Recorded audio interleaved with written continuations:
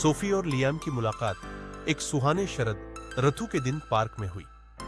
दोनों जीवन के एक ऐसे मोड़ पर थे जहां सब कुछ बदल रहा था। सोफी एक अधूरे प्यार से उबर रही थी और लियाम इस नए शहर में एक नई शुरुआत करने आया था।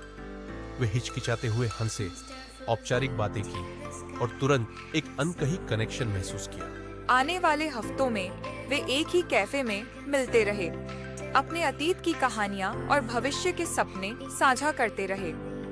सोफी को फिर से हंसने की वजह मिलने लगी और लियाम को पहली बार किसी ने पूरी तरह समझा।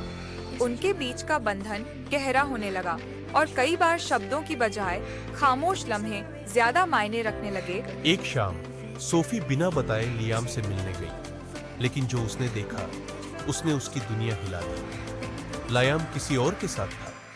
विश्वासघात के इस झटके ने उसका दिल चकनाचूर कर दिया। उसने बिना एक शब्द कहे वहां से चले जाना बेहतर समझा और उसकी जगह किसी और को देखना उसकी आत्मा पर एक गहरी चोट की तरह था। महीनों तक सोफी उस दर्द से जूझती रही। एक दिन उसे लियाम का एक पत्र मिला जिसमें पछतावे और स्पष्टीकरण से भरे शब्द थे।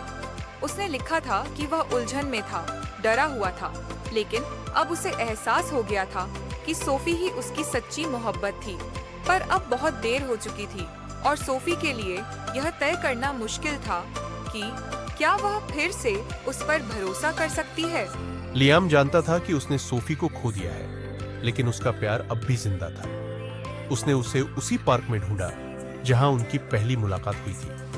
पूरी ईमानदारी से उसने माफी मांगी। सोफी अब भी आहत थी, लेकिन दिल से वह ठीक हो। वे दोनों अपने सफर के इस नए पड़ाव पर पहुंचे। उनकी कहानी अधूरी नहीं रही, यह पुनर्जन्म की कहानी थी।